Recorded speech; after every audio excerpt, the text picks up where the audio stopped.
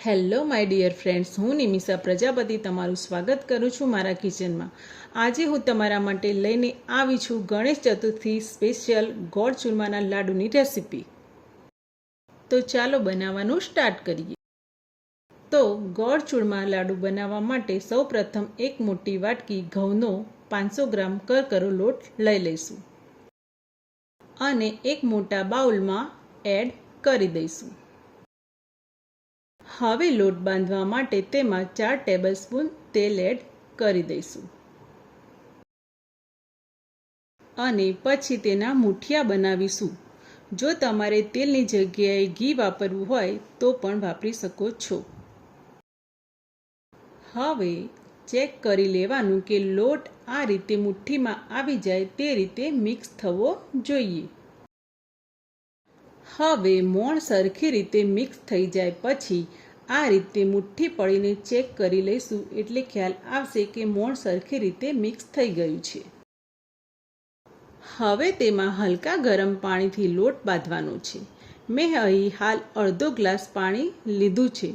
જો જરૂર પડશે તો થોડું પાણી ઉમેરતા જઈશું। અહીં મારે 1 ગ્લાસ જેટલા પાણીની જરૂર પડી છે।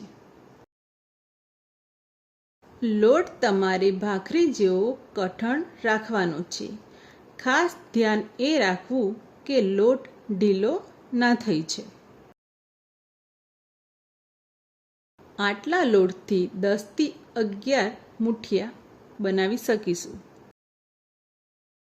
તો લોટ બંધાઈ ગયો છે। હવે મુઠિયા બનાવીએ ત્યાં સુધી તેલ ગરમ કરવા માટે રાખી દઈશું।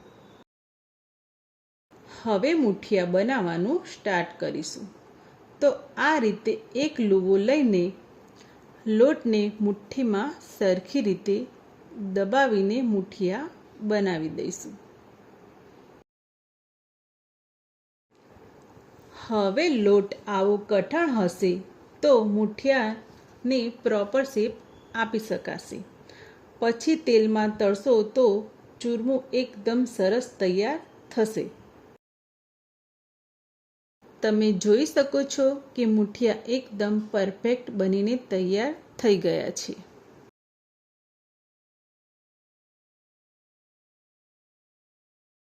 હવે તેલ સરસ રીતે ગરમ થઈ ગયું છે, તો આપણે મુઠિયાને તળી લઈશું।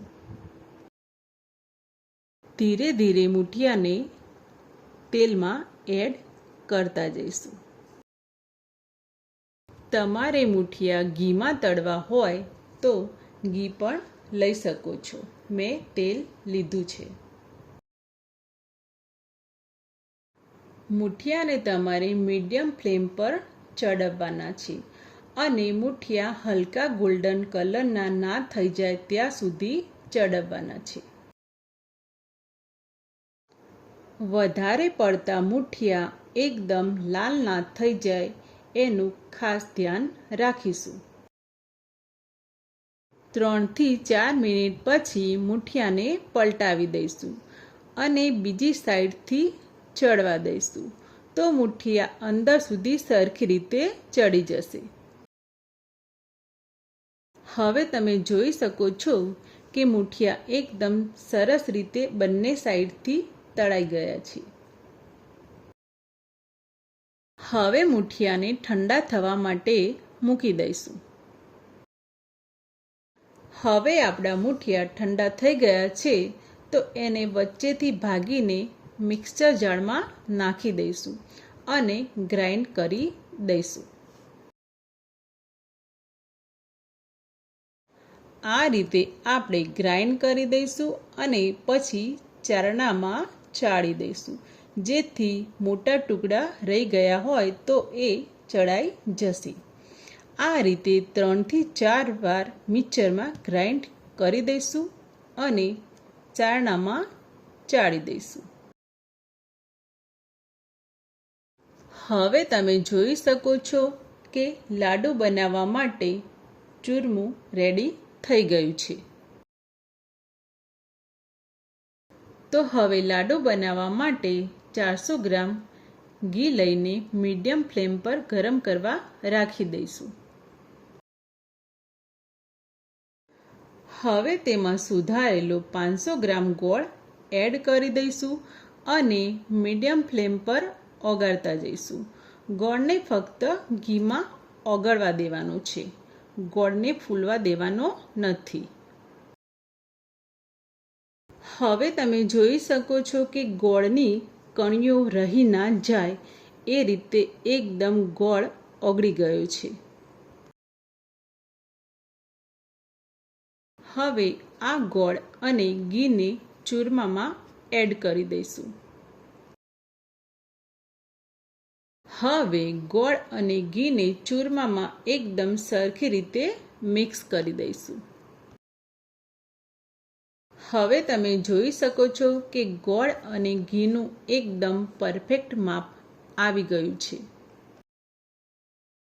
જો તમને એવું લાગે કે ઘી ઓછું પડ્યું છે તો તમે જરૂર પ્રમાણે એડ કરી શકો છો.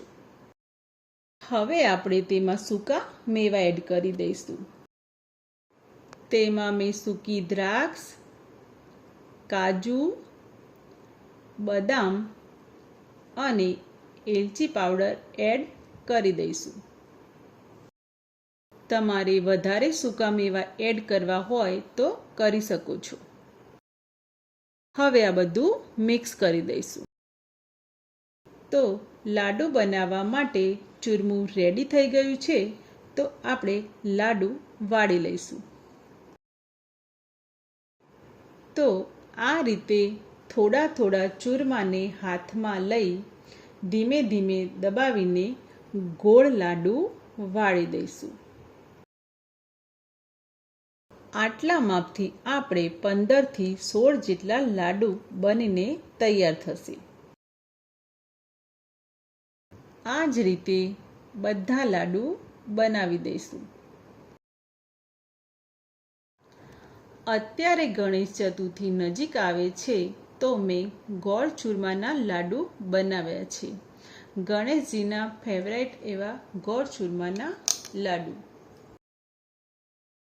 હવે બધા લાડુ બનીને રેડી થઈ ગયા છે, તો એના ઉપર ખસખસ એડ કરી દઈશું.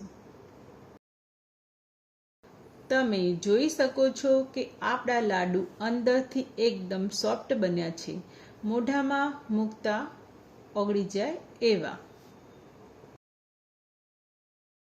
તમને આ મારા ગોળ ચૂરમાના લાડુની રેસીપી કેવી લાગી એ કોમેન્ટમાં જરૂર જણાવજો.